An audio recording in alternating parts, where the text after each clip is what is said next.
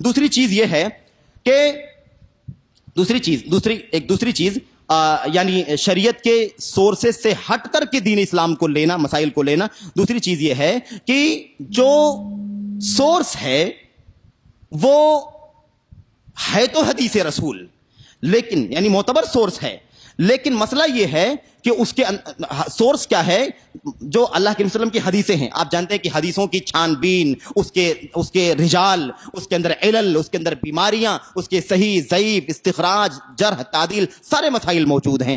یہ گمراہی کا ایک راستہ یہاں سے بھی نکلا ہے کہ وہ چیزیں غیر معتبر رہی ہیں، یعنی اللہ کے نبی کی حدیث نہیں ہے، جھوٹی ہے، موضوع ہے، گڑی ہوئی ہے، جیسی اسرائیلیات کی حدیثیں ہیں، یا تفسیروں کے اندر بہت ساری موضوعات روایتیں موجود ہیں، یا امامیہ کے اندر، یا آج کل کے فرقوں میں یہ جو تبلیغی جو سلسلہ چل رہا ہے، ان کے پاس جو کتابیں ہیں جن کی بنیاد پر دعوت کا کام کرتے ہیں، اس میں بہت ساری چیزیں جو ہے ضعیف موضوع ہیں، بے سر پیر کی ہیں. اس بنیاد پر بھی امت کے اندر، منہج کے اندر انحراف پیدا ہوا ہے. ایسے نمبر 3، دلیل سے ہٹ کر کے صرف باپ دادا کی تقلید، صرف بڑوں کا حوالہ، بزرگوں کا حوالہ، مجرد دلیل سے ہٹ کر کے صرف اور صرف اپنے بزرگوں کا، پرکھوں کا، بڑوں کا حوالہ دے کر کے جو کچھ انہوں نے کیا ہے اسی کے پیچھے چلنا. یہ نہیں دیکھنا کہ مصدر کیا ہے، مرجع کیا ہے، منبع کیا ہے. اس کے ذریعے سے باپ دادا کے طریقے سے دین کو لینا، باپ دادا کے طریقے سے دین کو لینا. ایسے ہی کشف و الہام کے ذریعے سے دین کو حاصل کرنا، یہ بھی سورس نہیں ہے دین اسلام کا. دین اسلام کے مسائل وہاں سے نہیں لیے جاتے ہیں. ایسے ہی خواب سے، سپنوں سے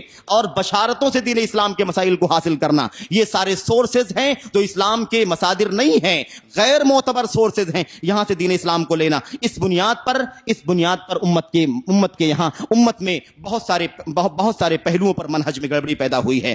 ایک چھٹی بات یہ ہے کہ کچھ ایسے لوگ پیدا ہو گئے ہیں جو جن کا علمی مستوی یا علمی ماحول یا علمی بیک گراؤنڈ یا علمی تربیت نہیں ہے، یا برائے نام ہے، لیکن وہ اپنے آپ کو دین کا مرکز اور دین کا محور ثابت کرتے ہیں. وہ مسئلے بتاتے ہیں، وہ فتوے دیتے ہیں، غیر عالم ہونے کے باوجود اپنے آپ کو عالم اور مفتی ثابت کرتے ہیں، یا عوام ان کو مفتی اور عالم ثابت کرتی ہے اور ان سے دین اسلام کے مسائل کو سیکھتی ہے اور ان پر اندھا اعتماد بھی بسا اوقات کرتی ہے. اس بنیاد پر بھی بہت سارے انحرافات پیدا ہوئے ہیں میرے بھائیوں، میرے بزرگوں. اور یہ دراصل بہت بڑا جرم ہے کہ جس کا جو تخصص نہیں ہے، جس کا جو ماحول نہیں ہے، جس کی جو تربیت نہیں ہے، ایسے آدمی کو چاہیے کہ وہ اس میں اپنے ہاتھ پیر نہ ڈالے. میرے بھائیوں، میرے بزرگوں، امت کے اسلاف اس سلسلے میں بڑی سختیاں کرتے رہے ہیں. حضرت امام ابن حجر رحمۃ اللہ علیہ فرماتے ہیں اذا تکلم المرء فی غیر فنہ اتى بالعجائب. ایک آدمی جو اس فن کا نہیں ہے، ایک ڈاکٹر ہے دین کے فن کا نہیں ہے، ایک انجینئر ہے دین کے فن کا نہیں ہے، اور ایک کسی بھی لائن کا ہے، دینی تخصص اس کا نہیں ہے، وہ عقیدہ، شریعت، تفسیر، قرآن، حدیث اس کا بیک گراؤنڈ نہیں ہے، اگر وہ آدمی اس میں دخل اندازی کرے گا اتى بالعجائب، عجیب و غریب باتیں پیدا کرے گا. تو من تکلم فی غیر فنہ اتى بالعجائب. اور اس اندر سے بہت ساری باتیں موجود ہیں، میں بڑے اختصار کے ساتھ باتیں ختم کرتا ہوں. ایسے ہی دعوت کا، دین اسلام کو پھیلانے کا، دین اسلام کی نشر و اشاعت کرنے کا جو اصل طریقہ ہے، اس طریقے سے ہٹ کر کے دین اسلام کو پھیلانا اور حاصل کرنا، اس بنیاد پر بھی بہت ساری گمراہیاں پیدا ہوئی ہیں. میرے بھائیوں، میرے بزرگوں، یہ چند باتیں تھی پہلے کے حوالے سے. دوسرے جو نقطہ تھا، یعنی معتبر مصادر ہیں لیکن اس کے سمجھنے میں غلطی ہوئی ہے، استدلال کرنے میں غلطی ہوئی ہے اور مسائل کو نکالنے میں غلطی واقع ہوئی ہے. اس بنیاد پر بھی گمراہیاں پیدا ہوئی ہیں. اس میں کئی ایک چیزیں ہیں. نمبر 1، کتاب و سنت کے نصوص کو، کتاب و سنت کے دلائل کو توڑنا، مروڑنا، تحریف کرنا، اپنی مرضی کے مطابق اسے گھمانا. نمبر 1. نمبر 2، اس سلسلے میں دوسری جو بات ہے وہ یہ کہنا کہ قرآن کریم کی آیتیں یا اللہ کے نبی کی حدیثوں میں جو الفاظ استعمال کیے گئے ہیں، ان الفاظ پر اندھا اعتماد نہیں کر سکتے، کیونکہ الفاظ ہیں وہ زبان سے نکلے ہوئے ہیں. ہو سکتا ہے اس میں کچھ کمی بیشی ہو، اس کا لفظ اس کا مرکز کیا ہے، اس کا ماخذ کیا ہے، اس کا اشتقاق کیا ہے، یہ صیغہ درست ہے کہ درست نہیں ہے. یعنی ایک لفظ زبان سے نکلا ہوا ہے، لفظوں کی دلالت کو معتبر نہیں سمجھنا، لفظوں کی دلالت کو معتبر نہیں سمجھنا، یہ دوسری بات ہے. تیسری چیز ہے یہ کہنا کہ قرآن کریم کی یہ آیت جو اس کا مطلب ہے، معنی ہے، جو سمجھ میں آ رہا ہے، یہ یہاں مراد نہیں ہے، یہ اپنے حقیقی معنی میں نہیں مراد ہے، یہاں مجازی معنی مراد ہے.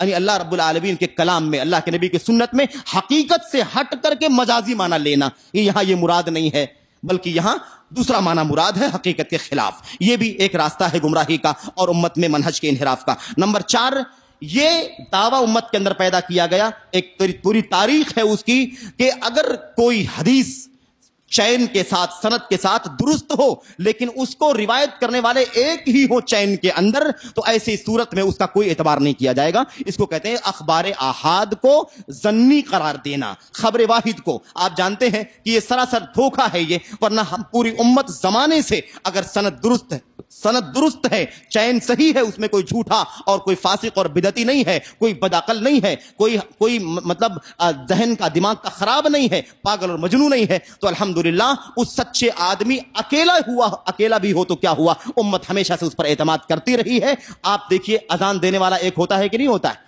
ایک مؤذن ہے، وہ اذان دیتا ہے، پورا علاقہ، پوری آبادی ایک آدمی کی گواہی پر اعتماد کرتی ہے کہ نہیں، گواہی پر اعتماد کرتی ہے۔ کوئی نہیں کہتا ہے کہ نہیں، جب تک 4 آدمی اذان نہیں دیں گے، 6 آدمی اذان نہیں دیں گے، تب تک ہم اعتماد نہیں کریں گے کہ مسجد میں نماز کا ٹائم ہو گیا۔ ایک آدمی کی گواہی پر لوگ اعتماد کرتے ہیں۔ ایسی بہت ساری دلیلیں ہیں، تو اس کے ذریعے بھی گمراہی پیدا ہوئی ہے۔ اور اب بات ختم کرتا ہوں میں، جبکہ ابھی ساری باتیں گمراہی اور انحراف کے علاج کے سلسلے میں باقی ہیں، انشاءاللہ تبارک و تعالیٰ کسی اور موقع پر میں اسے مکمل کروں گا۔ اللہ سے دعا کرتے ہیں کہ اللہ تبارک و تعالیٰ ہمیں اپنے منہج اور اپنے عقیدے کی فکر کرنے کی توفیق عطا فرمائے۔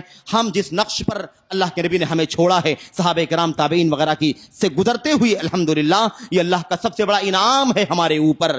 ہم اس کی فکر کریں، اس کے تحفظ کی فکر کریں۔ یہ جو بہت سارے کانٹے ہیں، یہ بہت ساری جو خار ہیں، اور یہ جو پگڈنڈیاں اور غلط راستے ہیں انحراف کے اور ایسے ہی ضلالت کے، بہکاوے کے، فساد کے، اللہ سے دعا کریں کہ اللہ تبارک و تعالی ہمیں ان انحراف کے راستوں سے بچنے کی توفیق عطا فرمائے، اور پورے طور پر ہمیں اللہ کے نبی صلی اللہ علیہ وسلم کے نقش قدم پر، صحابہ کرام کے منہج پر، عقیدے پر چلنے کی توفیق عطا فرمائے۔ ھذا وصلی اللہ وسلم وبارک علی نبینا محمد وعلی آلہ وصحبہ اجمعین۔ والسلام علیکم ورحمۃ اللہ وبرکاتہ۔